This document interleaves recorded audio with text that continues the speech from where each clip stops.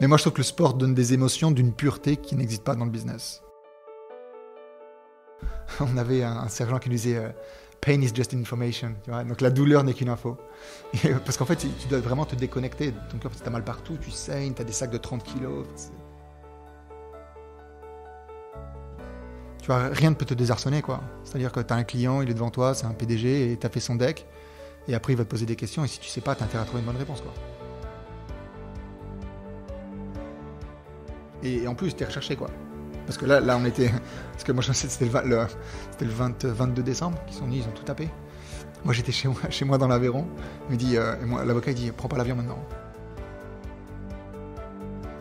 C'est là où vraiment être second time entrepreneur aide, mais 1 million de fois, quoi. C'est vraiment une autre danse, quoi. Parce que la communauté est clé, parce que l'entraide nous possède, on a décidé de mettre en lumière tous ces visionnaires. Bienvenue dans le podcast Build a City for Good de Daphne. Bonjour à tous, j'espère que vous allez bien. Nous sommes ravis de vous retrouver aujourd'hui avec une de vos co-hosts préférées, Sophie. Salut Soph. Hello. Pour un nouvel épisode de nos hors-séries Welcome in the House. Alors on vous le rappelle, ces épisodes un peu particuliers mettent en valeur ceux pour qui nous nous levons chaque matin, pour qui on dort 4 heures par nuit, c'est un spoiler de la vidéo que vous allez voir. Nos entrepreneurs évidemment, et plus particulièrement ceux qui viennent de nous rejoindre. Alors l'entrepreneur que l'on souhaite mettre en avant aujourd'hui est Idriss. Salut Idriss. Salut. Salut Idriss. Alors Idriss, je crois qu'on peut le dire, on n'avait jamais vu de CV comme le tien avant. C'est clair. Alors tu nous corriges si on se trompe, mais alors on va se lancer, on s'essaye à l'énumération. Mais alors, tu as été joueur pro de basket, tu as notamment joué avec Tony Parker et Ronny Turiaf chez les Bleus. Puis tu enchaînes sur quelques années dans les forces spéciales, dans les zones de conflit. Puis tu fais un mini passage au ministère de la Défense. Ensuite, tu crées une première société que tu vends à Groupon. Tu fais un petit crochet par le BCG, classique. Après, tu recrées une boîte à Dubaï, Fetcher, qui emploie à un moment plus de 4000 employés, que tu revends à Alibaba in fine, on en parlera plus tard. Tu fais ensuite à la fin, c'est pas fini, 2 ans chez Glovo en tant que Chief Strategy et Data Officer. Et enfin, tu crées Flow 48 en 2021. Rien que ça. C'est ça. Juste ça, quoi. C'est tout. Bon, alors, Flow 48, on en reparlera plus tard. Et alors, c'est la société qu'on a la chance de backer. C'est une boîte donc, qui propose des solutions de financement, dites RBF, Revenue Based Financing. Alors, c'est des gros mots, mais on en reparlera, on détaillera plus tard ce que ça veut dire. Vous connaissez peut-être les acteurs étrangers comme Pipe, Wayflyer ou en France Silver. Et alors, Flow 48 opère aujourd'hui au Moyen-Orient, dans plusieurs pays. Alors aujourd'hui, c'est vrai qu'on ne voulait pas temporaliser le podcast, mais on parle en septembre 2022, donc on le on temporalise. parlera des pays qui sont couverts en septembre 2022, et peut-être qu'au moment où vous écouterez le podcast, il y en aura beaucoup d'autres. Mais voilà, et avant de revenir sur Flow, je pense que ce serait pas mal de reprendre tout ce qu'on s'est dit avant, et même depuis le début, dans l'ordre que tu veux. Idriss, parle-nous de toi, qui tu es. On veut tout savoir, tout. On a jusqu'à demain matin, on est prêts. De ton enfance à aujourd'hui, qui es-tu, Idriss? Merci de me recevoir. Écoute, j'ai toujours été un peu passionné en fait, donc c'est quelque chose qui a toujours drivé en fait ce que je voulais faire. Donc il y avait, donc au début ça commence quand tu es ado, ça commence par, moi je sais pas, commencer par des boîtes et tout ça. Mon père est fonctionnaire, ma mère est fonctionnaire, mon père a passé pas mal de temps à chercher un travail. Et en fait moi ma passion ça a toujours été vers le sport à l'origine. Donc j'ai commencé par le judo, je me suis fait défoncer, mais c'était bien. Après j'ai fait le ping-pong, et puis après j'étais, ça me paraît bizarre maintenant, mais j'étais dans les 100 meilleurs nationaux en ping-pong. Mais de France? Ouais, de France, ouais, mais moins de 18. Et, mais c'est marrant maintenant quand on y pense. Mais bon. Et donc pour dire que je pense que je vais avoir une espèce de compulsive, disons-le. Et après je me suis mis au basket à 15 ans. Et donc super tard, parce que les gens commencent plus tôt. Et voilà, et ça m'a pris vraiment comme une passion. Donc j'ai commencé dans mon petit village, je viens d'Aveyron, j'ai grandi en Aveyron la plupart du temps. Et donc voilà, ça s'est bien passé. Je suis reparti à Toulouse, et puis après j'ai joué Oui, j'ai joué en équipe de France, j'ai joué en équipe de France de moins de 21 ans, mais donc c'est pas la vraie équipe de France. Quand même. Ouais, non, mais c'était bien. Mais en fait, je jouais pas en fait. Je m'entraînais. Ouais, donc c'est là où en fait j'ai compris. Donc c'était vraiment la génération dorée du basket français. On a pas mal de joueurs qui sont partis en NBA à ce moment-là. Et donc moi, j'ai passé le train quoi. Le train il est passé devant moi. J'ai essayé d'aller jouer en NBA pas mal de fois. Enfin 2 ans, j'ai fait pas mal de training camp comme on dit. Et puis ça n'a jamais marché quoi. Mais ça fonctionne. Ça fonctionne comment?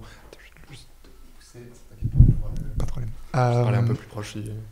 Mais ça veut dire quoi quand tu dis training camp? C'est-à-dire que tu fais des essais Ouais, t'es flagué en fait. T'as des recruteurs qui sont dans les grands événements. C'est-à-dire que notamment, par exemple, on a gagné pas mal de tournois 3 contre 3 en France. Au moment de 3 contre 3, c'était la mode. Donc on avait gagné à peu près tous les tournois avec des amis à moi. Et donc après, on commence à avoir des scouts qui nous regardent et tout. Et donc c'est comme ça se passe. Et à 19 ans, je suis parti en Californie. J'ai joué là-bas en Division 2, ce qui était une expérience géniale. Mais voilà, donc j'ai essayé. Je me souviens, j'avais un essai à Stanford et j'ai décidé de pas y aller parce que ma mère m'a dit non, tu reviens en France. Tu reviens en France parce qu'il faut terminer Sciences Po. J'ai dit quand même. Et c'est quoi d'avoir une vie de sportif de haut niveau comme ça quand tu compares avec ta vie d'aujourd'hui? C'est encore plus excitant, je dirais. Enfin, c'est peut-être un peu. Mais moi, je trouve que le sport donne des émotions d'une pureté qui n'existe pas dans le business.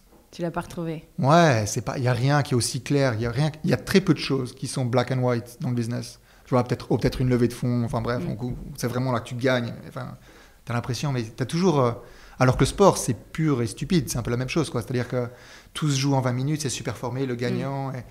Et donc, notamment, tu as des émotions du style, tu as la balle, 5 secondes de la fin, il faut marquer. C'est à toi. Ouais, c'est incroyable. Ça, t'as pas dans le business. Ouais. Ça n'existe pas. Donc, mais t'es de retour à Sciences Po, du coup. J'ai terminé Sciences Po et donc tout s'est bien passé, bref. Et après, je suis rentré au ministère de la Défense. Ouais. Je suis rentré au ministère de la Défense avant les forces spéciales. Je suis rentré au ministère de la Défense en tant que catégorie A, le truc normal. Enfin, écoute, t'as besoin d'une licence. Moi, j'y connais rien. Tu passes un concours d'entrée, bref, et t'es censé bosser là à vie. Et donc, ouais, c'était bien. Moi, j'ai beaucoup aimé mon premier boss, pas vraiment. Raciste et tout ça. Donc, bref, c'était pas top. J'ai vraiment ramassé. Mais quand t'as pas de point de repère, je pensais que c'était presque normal. Bref. Et tu faisais quoi au ministère de la Défense? J'ai commencé par les marchés publics de la marine. Donc pas un truc super sexy. Donc on achetait à peu près tout. Donc à peu près tout, sauf l'armement et le fuel. Qui était pas. Et donc voilà, je faisais ça pendant 2 ans. Et puis après, je suis parti dans une autre entité pendant quelques années. Là aussi, c'était beaucoup plus cool. J'ai appris l'arabe parce que j'avais pas appris l'arabe. Ouais. Et c'est ton papa qui est irakien? Mon père est irakien, ouais. Il nous a pas appris la langue. Donc je me suis inscrit à l'INALCO, à l'alphabet, tout ça, en cours d'histoire, donc c'était cool. Et après, ouais, je commençais à m'ennuyer un petit peu, sérieusement. Et en même temps, je jouais au basket. Mais je commençais à m'ennuyer un petit peu et j'ai une personne qui m'a dit, écoute, les forces spéciales... En fait, lui, il cherchait à recruter des forces spéciales. C'était au moment où les forces spéciales recrutaient des réservistes. Et donc, il dit, écoute, il n'y a aucun bac plus 4 qui veut partir pendant 2 mois au pied levé dans des situations à risque. Je dis, écoute. Moi, je suis chaud. Moi, je suis chaud, vas-y. Dis-moi. Et donc, j'ai fait tous les tests et tout. Ça, c'était super. Et puis après, je suis parti, quoi. Donc, en fait, tu ne tiens pas en place, quoi. Tous les 2 ans, il faut changer. Je m'emmerdais, c'est clair. Et bon, là, par contre, je me suis pas emmerdé. Hein. Pendant 3 ans, j'étais déployé à peu près tout le temps.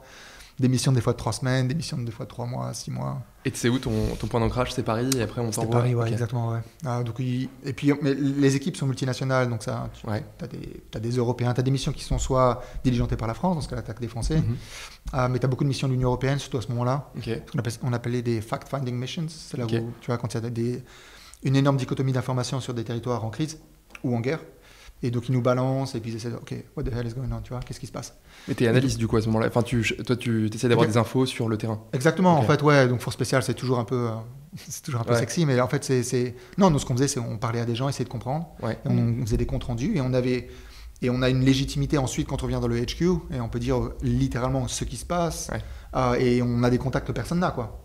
Donc si on veut vérifier une information sur une petite ville, tu vois, on a 2-3 personnes avec qui on peut corroborer l'information. Donc en fait, c'est pour ça qu'après j'ai bossé à la DAS, la délégation des affaires stratégiques du ministère de la Défense, parce qu'en fait j'avais un savoir qui était très de terrain. En fait, je connaissais les noms, les personnes, j'avais les numéros de téléphone. les Ouais. généraux, quoi. C'est sûr que c'est pas souvent, quoi. En tout cas, c'est spécial. Et donc ça, ouais, j'ai adoré, c'était très bien. Et t'as fait quel pays? Enfin, si tu peux en parler, je sais pas si... Ouais, c'est- ouais. Somalie, République centrafricaine, Soudan, Tchad, Côte d'Ivoire, Mali, Sénégal, Congo-Brazzaville, Congo-Kinshasa, Angola. Ouais. Et c'est quelle année, ça? Pas un peu plus, c'est tout? Ah, c'est tout. Et c'était en quelle année? C'était en 2003, 2006. Et tu retiens quoi de cette période? Ça a dû être assez extraordinaire d'aller sur le terrain comme ça. C'est intense, en Ouais. fait, parce que tu dors pas, tu manges pas. C'est en fait, t'as un tel manque de confort, en fait, tu deviens dans un état second, en fait. T'es vraiment dans un état second, donc tout est un peu moitié un rêve, moitié une réalité. C'est très bizarre.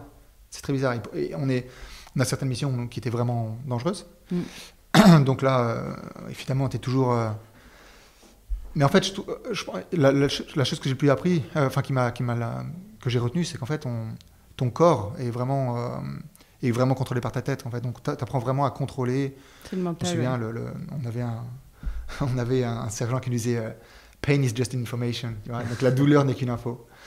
Parce qu'en fait, tu dois vraiment te déconnecter. Ton corps, tu as mal partout, tu saignes, tu as des sacs de 30 kilos. T'as pas Mais mangé. c'est juste une information. C'est juste une information. Juste, Pas de problème. C'est à toi de. C'est toi qui C'est décides ton si ça va cerveau, t'arrêter. ouais. Mais dans quel cadre t'avais tout ça?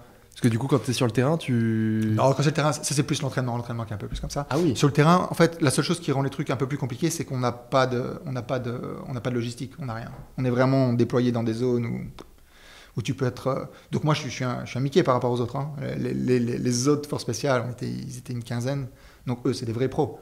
Moi, j'étais censé être, tu vois, la tête. Mais notamment quand tu es la tête, il y a un moment où tu peux être tout seul. Parce qu'on peut te tirer dessus, bref. Et tu dois survivre dans la jungle pendant une semaine, savoir comment te... Donc même quand t'es à la tête, entre guillemets, tu fais tous les... Ouais, parce que tu peux pas être un boulet, quoi. Ah, en tu fait, peux c'est faire tous les entraînements. ça. Ouais. Parce que sinon, si t'es ouais. un dead weight, ça va pas. Ouais, Quoi. je savais pas ça. Sinon, personne va vouloir être dans ton équipe Ouais. si tu sais rien faire. Donc, T'es celui qu'on choisit jamais.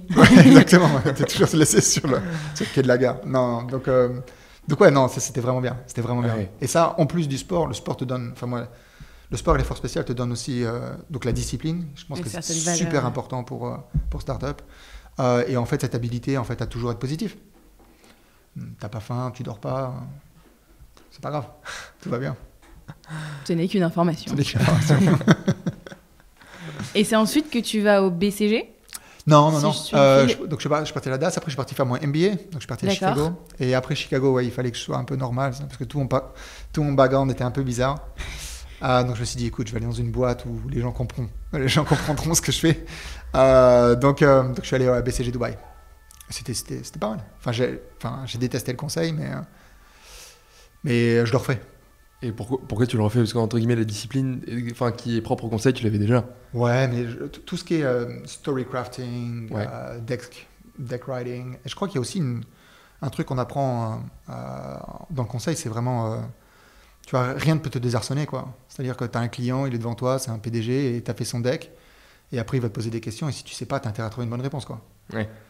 Un peu comme le truc de, je crois que c'était VGE, Giscard d'Estaing qui disait, non, Mitterrand, qui disait, j'ai oublié votre question, mais c'est ma réponse, quoi. Tu vois, donc en fait, c'est vraiment ta capacité en fait à aller dans des endroits où tu te sens confortable et pas être cornered.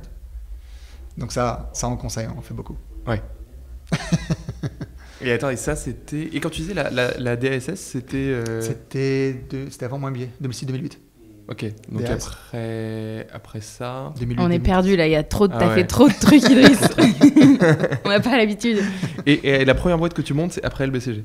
Non, avant. C'était Avant, ok, pendant bah, mon on a MBA. sauté des trucs. Ouais, c'était pendant mon MBA, ouais.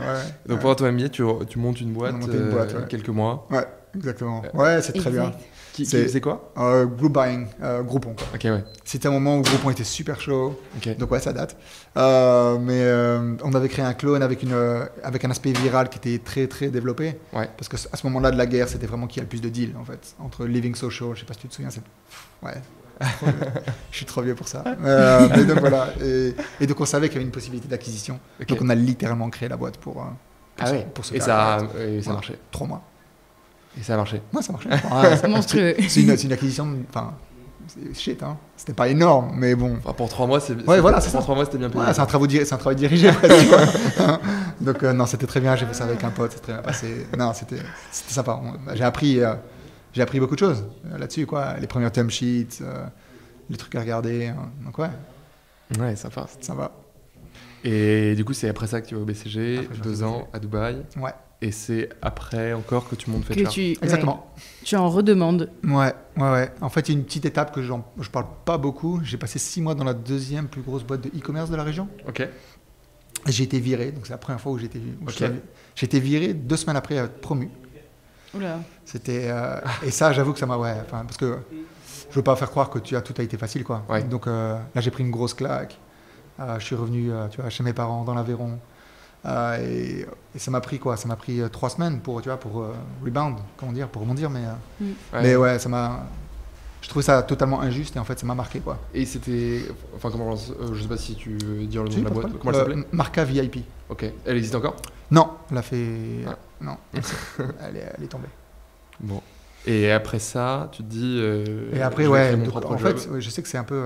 Mais Fetcher, je l'ai un peu créé sur une revanche, en fait, pour prouver Ouais. à tout le monde que tu vois, que je pouvais monter une boîte de zéro. Et aussi parce que j'avais des relations très tendues avec les last mile delivery, donc les boîtes de. Parce qu'en fait, moi, je regardais les détails. Et il y a un truc qui m'avait marqué, je m'en souviens, c'était le CEO d'une grosse boîte de logistique dans le Moyen-Orient. Et donc j'étais là en train de l'engueuler, quoi, presque. Il disait, non, mais ça, c'est pas possible, comment you're killing my business. Et je me souviens, il m'avait dit, d'un ton super calme, where are you gonna go to? Et ça m'avait tué. Et je dis, putain, il a raison, quoi. fou. Ouais, il a raison. Ouais. Et I'm stuck with him. Et du coup, c'est ce qui titille les entrepreneurs. Ah ouais. Non, mais c'est pas de l'ego. Il en fallait pas plus. Ça m'énerve tellement, je trouve ça tellement injuste, intrinsèquement, de parler comme ça aux gens. Ouais. Tu vois, c'est Ouais. pas comme ça, c'est pas normal de parler comme ça.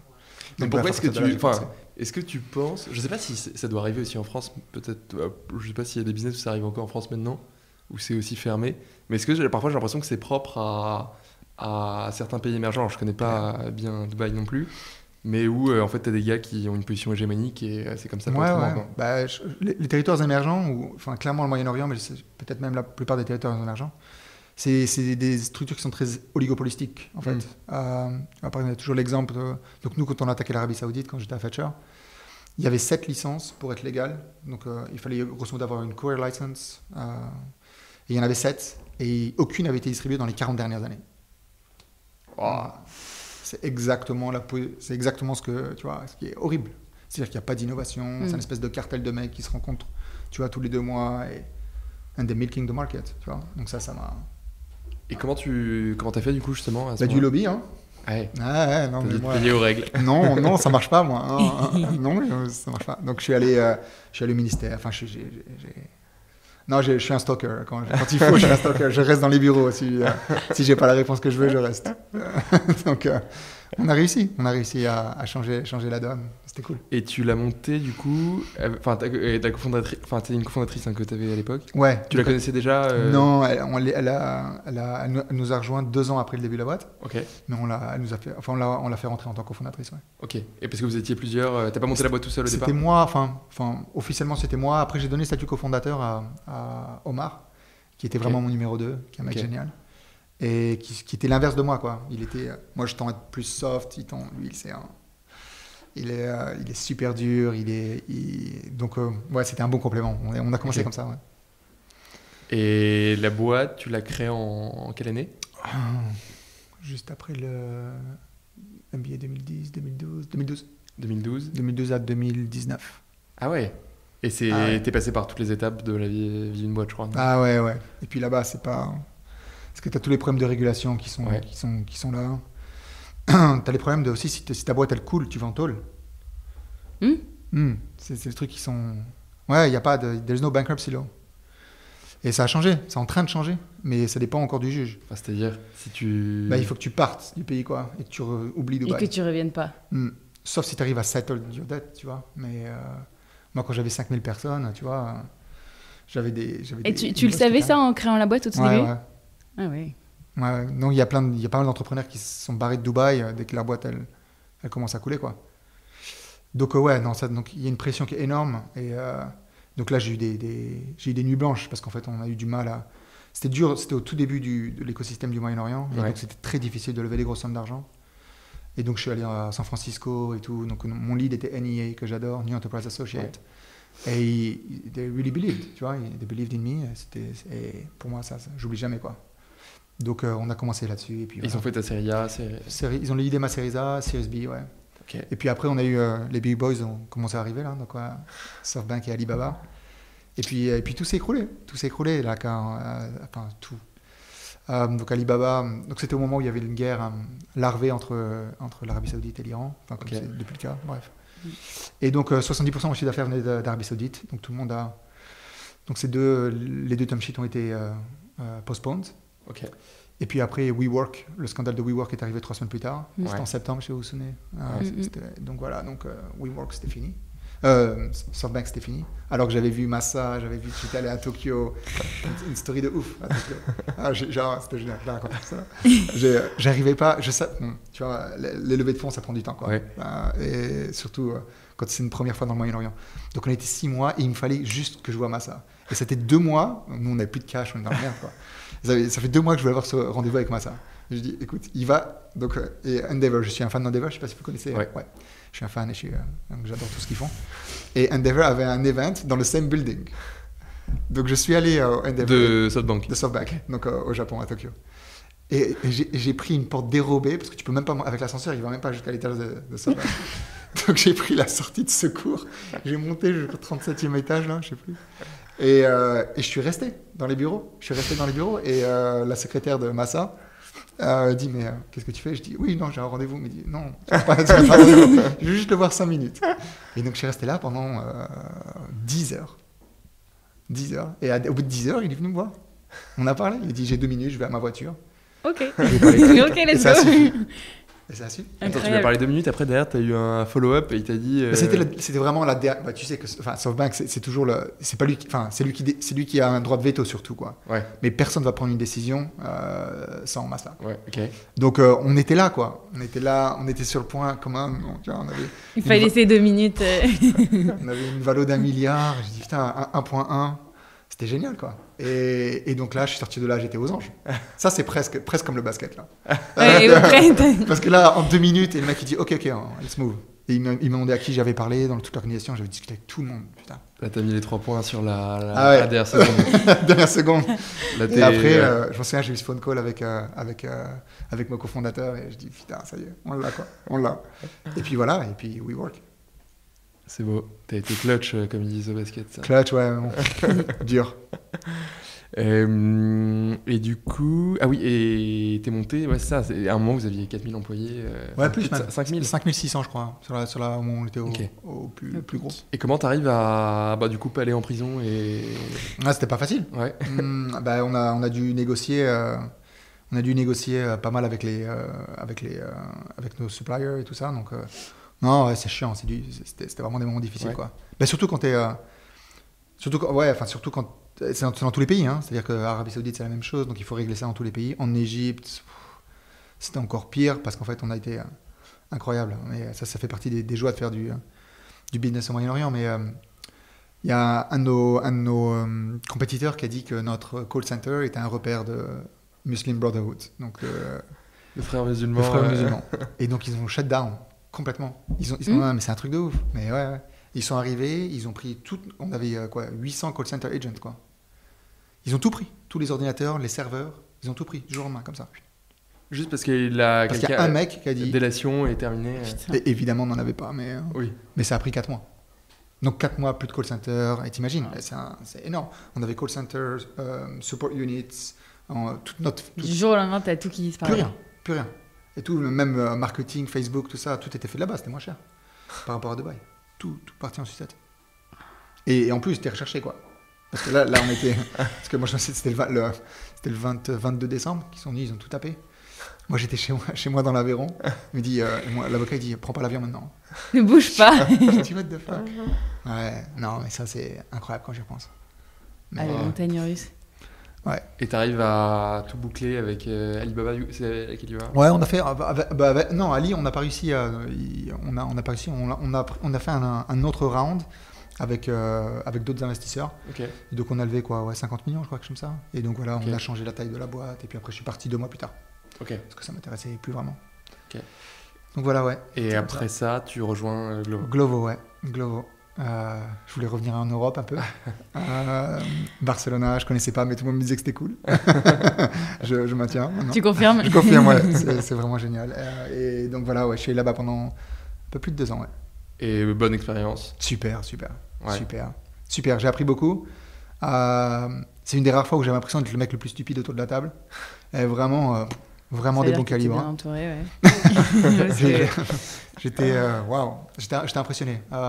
Et ouais, non, c'était bien parce que là-bas, je suis rentré dans la boîte, elle avait à peu près 800 millions de valo. Ouais. Et je voulais voir un peu, tu vois, comment ça se passait au-delà de ça. Et donc, ouais, ça s'est super bien passé. Je me suis occupé de la. J'ai été recruté pour être Chief Strategy and New Business Officer. Ok. Et en fait, 2 semaines après mon arrivée, le CTO s'est barré. Et je m'en souviens encore de cette discussion avec toute l'équipe de leadership, avec le CEO qui dit OK, qui veut prendre la tech team?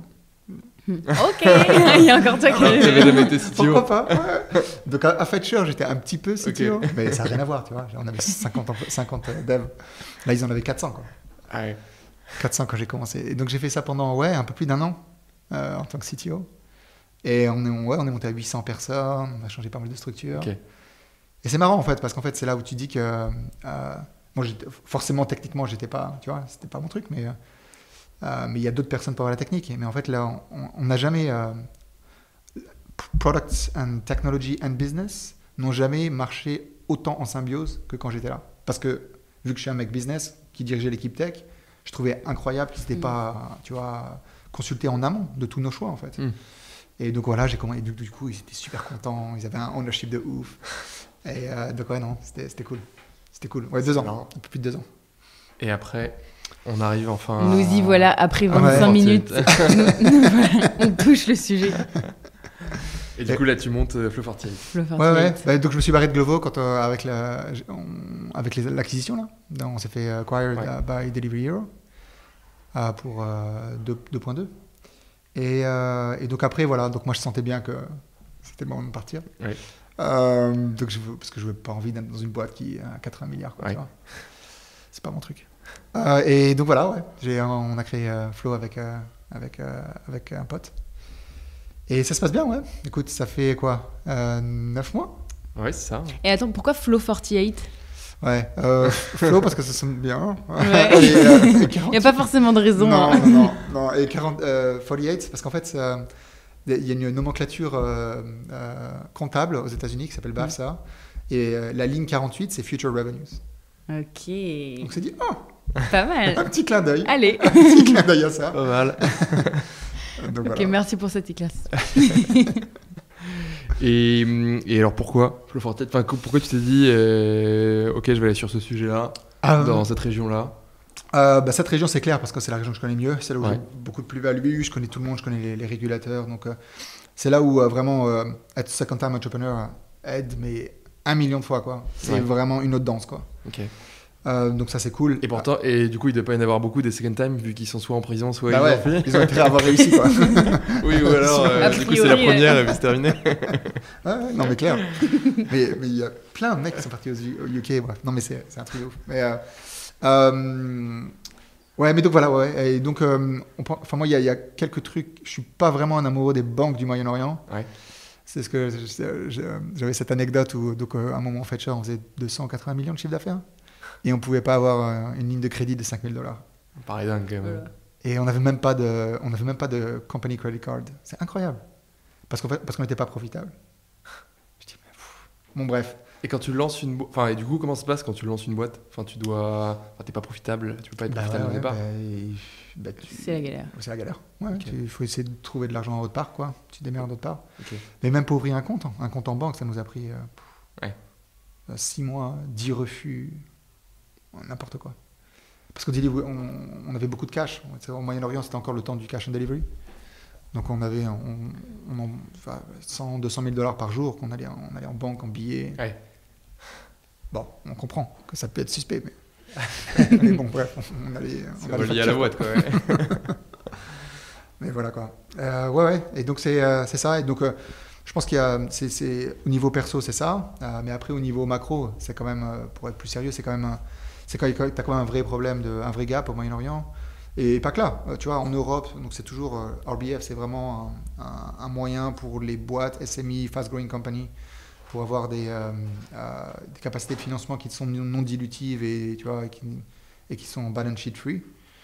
Et donc, on sait que ça marche, en fait. C'est pour ça, en fait, tous nos compétiteurs qui sont aux US ou en Europe, les cohorts, donc les rétentions, sont élevées, en fait. Parce qu'en fait, une fois que tu as un client, les clients ne font qu'augmenter. Pipe, c'est le meilleur exemple. Et donc, en fait, c'est clairement un produit qui est supérieur dans de nombreuses situations aux autres choses. Donc c'est déjà le cas en Europe et aux US. Ouais. Donc après, au Moyen-Orient, encore plus important, encore plus needed. Et pour ceux qui ne connaissent pas, du coup, c'est... le modèle, si on simplifie, c'est je sais que tu es capable de générer autant de revenus sur les prochains mois, donc je t'alloue cette poche de financement que tu sauras me rembourser parce que je connais tes revenus. Exactement. Soit parce que j'ai la data, ce que les banques ne savent pas faire. Exactement. Soit parce que j'ai un nouveau modèle, comme les SaaS, etc., qui sont pas des... Typiquement, alors même en France, c'est le cas encore aujourd'hui, un SaaS, la licence d'un SaaS ne peut pas être factorée. On peut pas... ça n'a pas de valeur. Exactement. Ouais. Donc c'est pour ça que tu as ces nouveaux modèles qui aident les startups et clairement, même les boîtes, même pas que les startups. La dernière fois en board, on avait le sujet des salles de gym qui, elles aussi, ont des revenus prédictifs. Clairement. C'est pour ça que Pipe est basé uniquement sur les SaaS business aux États-Unis, parce que le marché est tellement énorme. Mais moi, je pense que c'est un problème qui est beaucoup plus large que ça, quoi. Donc, non, on voulait... Donc, dès le début, donc les SaaS font clairement partie de notre target, de notre cible. Mais aussi, on a tout un aspect de offline business qui est là, quoi, et qui demande qu'à croître. Et qui reste la majorité des boîtes, quoi. La majorité des boîtes, dans la vraie vie, ne sont pas des fast tech startups, tu vois. Exactement. Donc ouais. Et aujourd'hui, tu opères dans les pays, Jordanie, Émirats Arabes Unis, donc Dubaï, Abu Dhabi, et Égypte. On a fait aussi un deal en Espagne, mais voilà, c'est nos 3 grosses géographies. Et vous êtes combien derrière Présente-nous un peu l'équipe. Dans la boîte, on est 18. Okay. On est 18, 13 nationalités. Et notre tech team est basé entre la Roumanie et la Moldavie. Ok. Mais t'avais l'anecdote, il y a combien il y a 13 nationalités sur 18 personnes, c'est quand même dingue, hein. Je pense que t'as pas beaucoup de boîtes où il y a ça. C'est difficile. Ouais, mais ça c'est cool, c'est ce que j'adore. C'est énorme. Et attends, du coup, t'avais des questions prêtes ou... Et j'ai des questions. On peut couper les moments où je dis des conneries, par exemple. Voyons voir mes questions. Est-ce que toi, il y avait des sujets que tu voulais aborder? De but en blanc, non. Moi, juste une petite question. Est-ce que déjà, il y a des projets que tu as refusé de financer? Quels sont les critères? Ouais, en fait, oui, pas mal en fait. Donc non seulement tu as des projets sur lesquels que tu refuses, mais après tu as des projets que tu acceptes, mais où ils te demandent 100 et tu leur donnes 1. Ouais. Et ça arrive souvent en fait. Okay. C'est-à-dire qu'aujourd'hui, donc non seulement, même si tu passes tous les filtres de KYC, AML et tout ça, tu vois, en termes de performance financière, on n'a pas une ligne de crédit suffisamment forte pour avoir nos clients. Enfin, pour donner 100% de ce qu'ils veulent. Donc aujourd'hui, on finance qu'à peu près 1% de leurs revenus. Donc, et puis même, tu contrôles le risque par ailleurs. Exactement. Donc c'est très très bien dans une perspective de risque, parce qu'effectivement, 1%, on trouvera toujours à récupérer ces 1% dans la boîte. Mais ça serait bien d'augmenter à 5-10% quoi, quand même, parce que même à 10%, t'es quand même pas énorme. Et donc là-dessus, on serait déjà à plus de 10x ce qu'on fait, quoi. On est à 0,6% aujourd'hui. Mais ouais, donc les critères sont des critères financiers, il y a des critères aussi de KYC, et on a aussi un critère de ESG qui est en train de devenir de plus en plus fort en fait. On essaye vraiment de financer des boîtes qui changent de futur. Et c'est possible d'avoir ces données dans les pays que tu mentionnais? Ouais. Écoute, on a des plateformes de open banking qui sont là. Elles sont pas parfaites, mais ouais, c'est en train de ça. ça avance bien quand même, ça avance bien. Donc je pense que que ce soit aux Émirats Arabes Unis ou en Égypte, on a une information qui est pas mal maintenant. Et puis après, on triangule, quoi. On a pas mal de partenaires. Donc ça, ouais, non, ça passe. C'est comment est-ce que tu es capable de recouper toutes les infos pour avoir le meilleur algo de scoring et, ouais, exactement. Et avoir le meilleur risque. Bah écoute, super.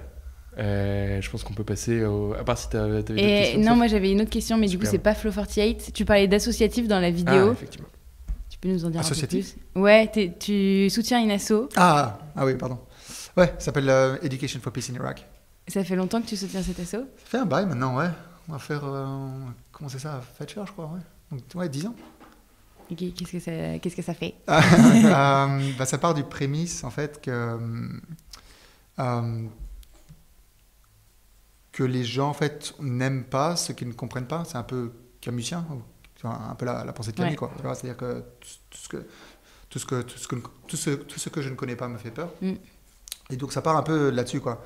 Donc, ça fait partie des petites questions, mais moi, je trouve ça incroyable qu'il y a 40 ans, 50 ans, mon père est irakien, donc il me décrit ses amis, il ne sait même pas s'ils sont, tu vois, sunnites, chiites, Christian, druzes, bref, il y a un melting pot de religion.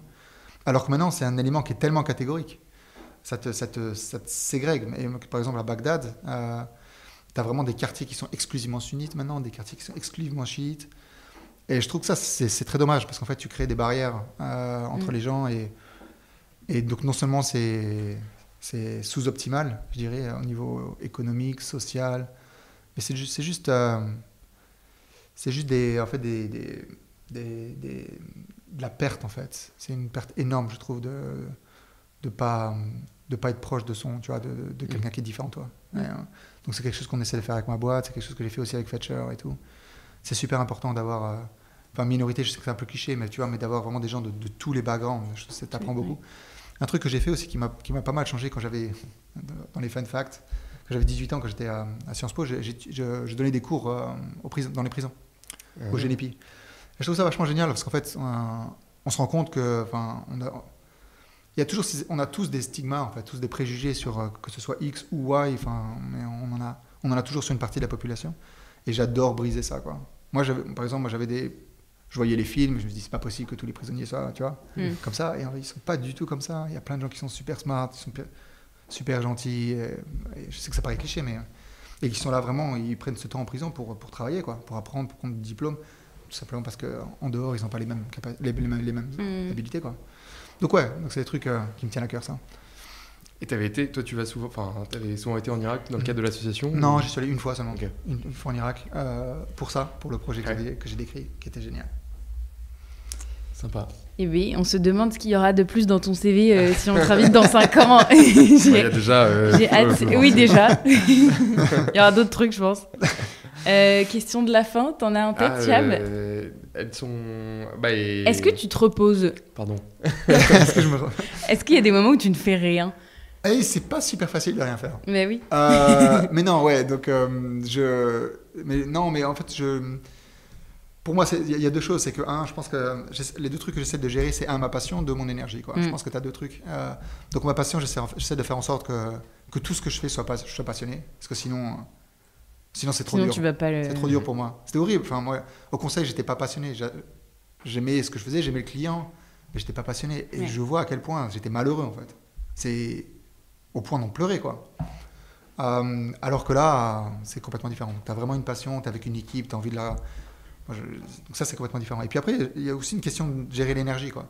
C'est-à-dire qu'un des trucs, le Covid qui a facilité... Un des trucs que le Covid a facilité, la Covid, c'est par exemple donc, le travailler depuis chez toi. Ouais. Donc ça, c'est cool, parce que moi, je me suis créé un petit gym chez moi, avec tu as des trucs...